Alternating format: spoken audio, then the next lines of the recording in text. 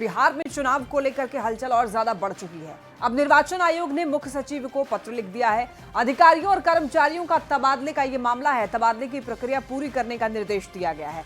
6 अक्टूबर तक प्रक्रिया पूरी कर ले और रिपोर्ट देने की भी बात की गई है। 6 अक्टूबर के बाद कभी भी चुनाव का ऐलान हो सकता है। 6 अक्टूबर के बाद सीईसी बिहार आ सकते हैं। बता चले आपको, निर्वाचन आयोग ने ये पत्र मुख्य सचिव के साथ पुलिस महानिदेशक, विकास आयुक्त, सभी विभागों के प्रधान सचिव को भी पत्र लिखा है। तो अब देखिए कि 6 अक्टूबर के बाद बताया जा रहा है कभी भी चुनाव का ऐलान हो सकता है कि आखिर बिहार में चुनाव कब होगा। और कयास भी यही लगाए जा रहे हैं कि दुर्गा पूजा के बाद और 5 अक्टूबर के बाद चुनाव का ऐलान हो सकता है कि चुनाव कब होंगे, कितने चरण में होंगे, और उससे पहले जो तैयारियां हैं वो अंतिम चरण पर चल रही हैं। ऐसे में निर्वाचन आयोग ने देखिए मुख्य सचिव को पत्र लिखा है। अधिकारियों कर्मचारियों के तबादले का ये मामला है। तबादले की प्रक्रिया पूरी करने का निर्देश दिया गया है। 6 अक्टूबर तक प्रक्रिया पूरी कर रिपोर्ट देने की बात की गई है। और 6 अक्टूबर के बाद देखिए कहा जा रहा है कभी भी चुनाव का ऐलान हो सकता है। सभी पार्टियां जो है इसी लिहाज से तैयारी में भी जुटी हुई हैं। अब 6 अक्टूबर के बाद सीईसी बिहार भी आ सकते हैं। ज्यादा जानकारी के लिए न्यूज 18 संवाददाता रवि एस नारायण हमारे साथ जुड़ रहे हैं। रवि, देखिए बताया जा रहा है 6 अक्टूबर के बाद कभी भी चुनाव का ऐलान संभव है, क्या जानकारी मिल पा रही है? जी बिल्कुल, और ये तारीख इसलिए आ रही है क्योंकि निर्वाचन आयोग ने बिहार के तमाम जो बड़े अधिकारी हैं, मुख्य सचिव को पत्र लिखा है, जो डीजीपी हैं उनको दिया है, प्रधान सचिव सारे विभागों के हैं उनको दिया है, और साफ साफ कई निर्देश दिए गए हैं। उन्होंने साफ तौर पर कहा है कि 30 नवंबर जिनका 3 साल होना है एक जगह पे, कम से कम 3 साल अगर पोस्टिंग है तो उसे तत्काल जो है वो पोस्टिंग से हटा करके ट्रांसफर किया जाए। दूसरा उन्होंने कहा है कि गृह जिले में किसी का भी ट्रांसफर जो है वो अधिकारी की नहीं होनी चाहिए। और ये तमाम जो काम है वो कर करके कहा गया है कि 6 अक्टूबर तक उसका जो रिपोर्ट है वो निर्वाचन आयोग के तमाम विभाग जो हैं वो भेज दें। तो ये साफ है कि 6 अक्टूबर के बाद जो है ये तमाम प्रक्रियाएं जब पूरी होंगी तो मुख्य निर्वाचन आयुक्त जो देश के हैं ज्ञानेश कुमार, वो पूरी टीम के साथ जो है वो पहुंचेंगे बिहार, और यहाँ पे बैठक करने के बाद जो चुनाव का जो ऐलान है, घोषणा जो है वो की जा सकती है। जी, तो हलचल बढ़ी हुई है चुनाव को लेकर रवि, और जो सीईसी जो है बिहार आने वाले हैं, इसको लेकर क्या 6 अक्टूबर के बाद ही बिहार आएंगे वो?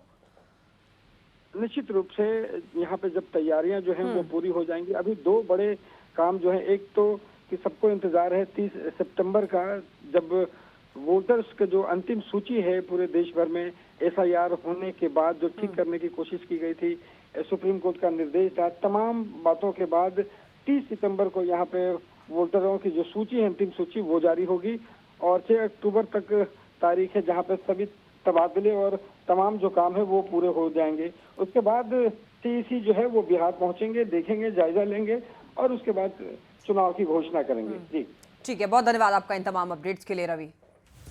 तो देखिए निर्वाचन आयोग ने निर्देश दिया है और ट्रांसफर को लेकर के दरअसल ये निर्देश दिया गया है। हलचल भी बढ़ी हुई है चुनाव को लेकर। अब निर्वाचन आयोग ने मुख्य सचिव को पत्र लिखा है। अधिकारियों कर्मचारियों के तबादले का ये मामला, तबादले की प्रक्रिया पूरी करने का निर्देश दिया गया है और 6 अक्टूबर तक प्रक्रिया ये जो ट्रांसफर का है, तबादले का है, वो पूरी कर लेने के बाद रिपोर्ट भी देने की बात की गई है। 6 अक्टूबर के बाद कभी भी चुनाव का ऐलान हो सकता है। कयास ये भी लगाए जा रहे हैं दुर्गा पूजा के बाद ही अब और भी ज्यादा एक्टिव चुनाव को लेकर के सभी जो एजेंसियां हैं वो हो जाएंगी, और 6 अक्टूबर के बाद देखिए सीईसी भी बिहार आ सकते हैं। निर्वाचन आयोग ने ये पत्र मुख्य सचिव के साथ ही पुलिस महानिदेशक, विकास आयुक्त और सभी विभागों के प्रधान सचिवों को भी लिखा है। तो 6 अक्टूबर तक प्रक्रिया पूरी करके रिपोर्ट अब देना होगा, यानी कि 6 अक्टूबर के बाद कभी भी चुनाव का ऐलान हो सकता है। और इसी लिहाज से सभी पार्टियां जो हैं तैयारी में जुटी हुई हैं। और देखिए 6 अक्टूबर के बाद ही अब देखना होगा कि चुनाव जो है कब होगा, कितने चरण में होगा। नवंबर को अंतिम मतदाता सूची का प्रकाशन होना है और इसके बाद भारत निर्वाचन आयोग की जो टीम है वो बिहार आएगी, बिहार दौरे पे आएगी और यहाँ पे जो अधिकारी हैं उनके साथ उनकी मीटिंग होगी। तमाम जिला अधिकारियों के साथ साथ जो है वो पुलिस कप्तानों के साथ जो है आला अधिकारी जो हैं बिहार प्रशासनिक के उनके साथ ये मीटिंग होगी। और बताते ये चले कि यह मीटिंग जो है वो चुनाव के मद्देनजर किया जाएगा और बेहद जो है ये मीटिंग खास होगी।